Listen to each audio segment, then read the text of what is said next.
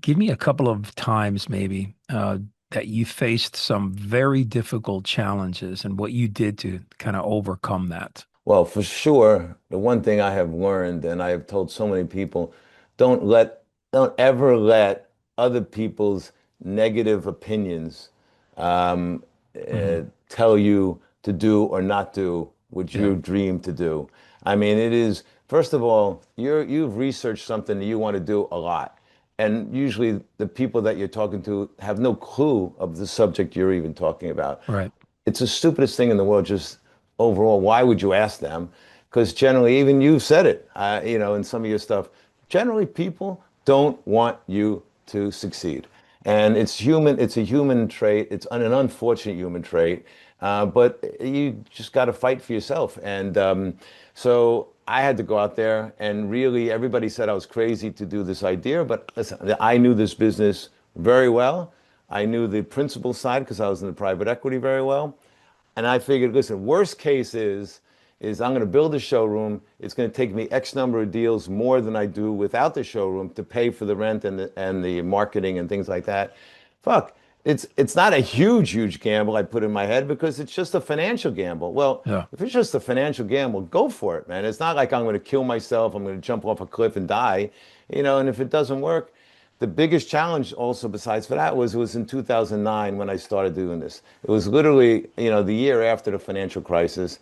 Everybody was saying, "You are nuts, man. The world is coming to an end. Nobody's buying jets anymore. Nobody's going to have another jet again in history." And Hmm. by the way, since 2008 financial crisis, there is almost 100% more of the number of jets there were in the Oh, fleet than there damn. were in Okay. 2009. It's almost doubled. Wow. It's Wow. 90% more. And I just figured, I was 55 years old, and I'm like, what do you mean? What am I waiting for? Wait for the market Hmm. to get better, wait for Hmm. this, wait for that.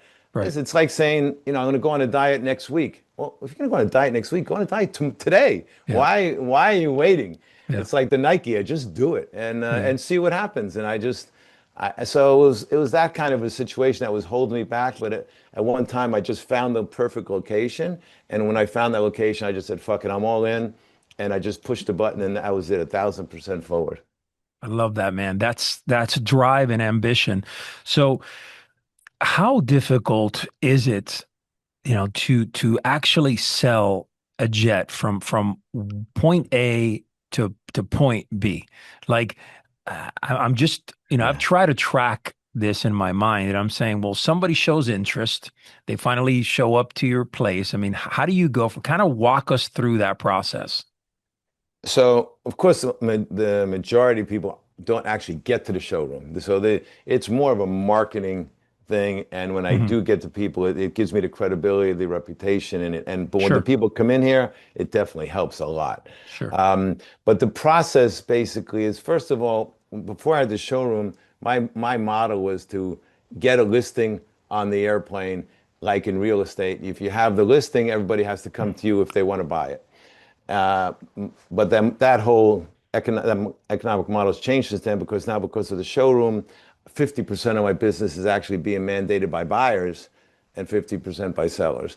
And the process it's complicated, but it's complicated by a number of things. First of all, airplanes are complicated, and there's a lot of moving pieces of the airplane, the maintenance history, the ownership, the pedigree of it, what country it's coming from, how it's been taken care of.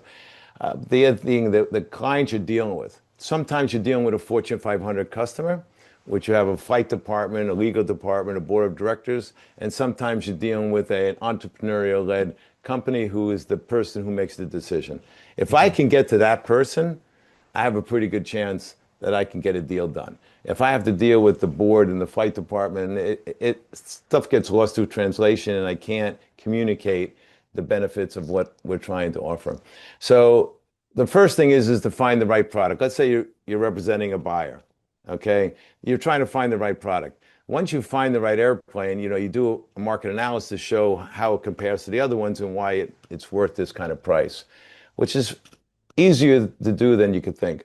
And then once you do that, you make a letter of intent. And then when a letter of intent comes, you have Mhm. to do a purchase agreement. Then you got to do a pre-buy inspection, and you got to do an export C of A, a deregistration. There's a long process. But Mhm. the thing is, if you don't have the rapport and the confidence of your customer, whether it's the buyer or the seller, you really have a huge chance of losing the deal. Once you Hmm. find the airplane, put it in football terms, you're on the 5 yard line. And you got a long way to go to get to the other side of the field. You can get tackled and intercepted and punched and beaten, and you might get it taken away from you and lose it. And that Hmm. will happen 90% of the time because the customer finds another airplane, he finds something wrong with the plane, he decides something went wrong in the business, something went wrong with his family, something always happens. And it's a very difficult process to keep the customer engaged. And I have a really fortunate position where I play in the world that my clients play in. So I could talk to my client with a lot more, confidence and zest, and not like I'm a sales guy, talking to some billionaire or chairman and, Hmm. oh, sir, Hmm. I'm bowing down to you. I mean, I Hmm. respect them, but I don't kiss their ass. And so I make sure that I am direct to them and forcibly direct because I am the only one that really is going to deliver the bad news if I have it. Nobody else wants to deliver the head guy bad news. And they always sugarcoat it. The chairman of most Fortune 500 companies, they have no idea what's happening in the field. It's so filtered, the information that gets to them. And when they're ever going anywhere to maybe a field office or a store or a restaurant they have in the field, all the people know they're going to come. It's like the president coming to London this week. I mean, they take you down the street that's perfectly clean. Oh yeah, yeah, There's no protesters. yeah, yeah, yeah. Of Everything is sugarcoated. course. And that's how people that work around them, they only get filtered information. And I'm very direct. I'm very honest, and I'm very sincere. And if it's gonna mean I'm gonna lose the deal, I'm gonna lose the deal. So I think the people get that message and the respect that I have for them, the loyalty and the truth that I'm trying to pass on, and I think that develops those relationships because the relationship, answering your question in a short term, relationship is huge because even though if they don't buy that airplane, they'll still stick with you to buy another plane if you connect with them. So your cycle and making a sale on a jet, it could be months, even years. Oh my God, yeah. I mean, sometimes we talk to people for years, Wow. but once they decide they're going to do it, it's funny because the one thing in our showroom, when they're there, the one thing that happens is that there's not one question that they will ever ask me that I can't answer on the spot.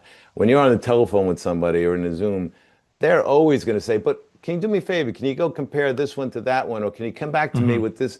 And it's their out, it's their out. Here, there's no out, and you almost have to back off. You never hard sell these people because you get them into a little corner and they starts squealing and biting like a mouse caught in the corner. You need to sort of reverse out and say, listen, I gave you everything you need to know. Now just go home and think about it and come back. And I think it's a different kind of sell. It absolutely is. It's a different kind of sell. Did you ever have a sale where you were able to knock it out in a few months? Yeah, I've had one in 5 days. My Oh, fastest wow. one I ever Okay. did. Damn, that was And quick. I'm yeah, sure that person came in and said, "Let's go." it was a guy who called me from Australia one day, and he said, "I Huh. heard you have this airplane," and I said to him, "Listen, I have the airplane, but there's another deal happening on it on Monday. It was on a Thursday." I said, "If you sincerely have an interest in this is the number. You got to send me the offer now. But if you want to see it, you got to come up here and see it." And the principal flew here from Australia. We flew to London. We got on the jet, which was here in London. We flew down to the south of France where the owner was. We met with him for lunch, literally on his new mega yacht there. We got back on the jet. We flew back to London. We negotiated the purchase agreement. We did an engine borescope, an X-ray kind of thing in the next 3 days. He paid for it. And he flew it back home. That was the unbelievable record. Damn, that sounds amazing. So let me dig a little deeper here. So this is like a lot of your business is the lifestyle of the rich and famous type of thing, where you're out there and you're connecting with these individuals, and they come from these, very, very high, luxury. I could imagine you have people that are in positions that are extremely high level. So what I mean, give me some stories here. Like you've traveled and met. Where's the coolest place that you've ever gone to meet a client? Well, God, I've been on a lot of people's yachts. I've been in some homes that, are like hotels. I've been in the most exotic locations in the world, and this summer alone, I mean, I was in Sicily, I was in Malta, I was in Saint-Tropez, I was in Mykonos, I was in Monaco, it was in Lake Como. I mean, this is just Mhm. the summer running around. Some of it was on holiday, but I see clients in a lot of these places. And one of the big things, people ask me sometimes, these kids, how do you start? How do you get out there? Yeah, how do you start in the business? Most of these people, they sit home on their phone or watching TV or on their computer, and you just got to get out there. Just shit happens when you get out there and you meet people. And doing these trips I do, sometimes it's for one client, but I stay for a couple of days and you meet other people. And Mhm. and some of these places I've been, I've had some great stories. I've had some difficult people, very difficult people. They've been in casinos. I've been in restaurants. I've been in, where you're negotiating a deal right there. And then sometimes you have families or business people around them, and sometimes they're one-on-one. And there's no one, instance. Every single deal is different. So these when you go and you meet these clients, some of them I imagine is to sell their plane, and some that are buying or interested. When you get there, I mean, I'm just curious on how. I mean, you got to have some type of command presence, right? Where I mean, you're the dude, man. They called you, they connected with you, you got introduced. Now it's all about proximity, making sure that you're doing the handshake, that you are there, and it because like you said, it's a very different relationship when you actually go and meet someone and break bread or shake hands. Do you feel like you traveling to these places and connecting and having people there and sitting next to them, do you feel that that has a higher percentage closing a deal? There's no question. There are there might be really one other guy in my industry who I bump into at an occasional charity event, a party, one of these resorts.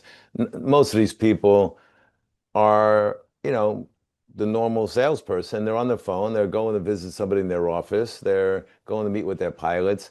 It's a job. It's more of a job for them. Me, it's really, like I said, the reason I'm in this industry because I want to be around these people.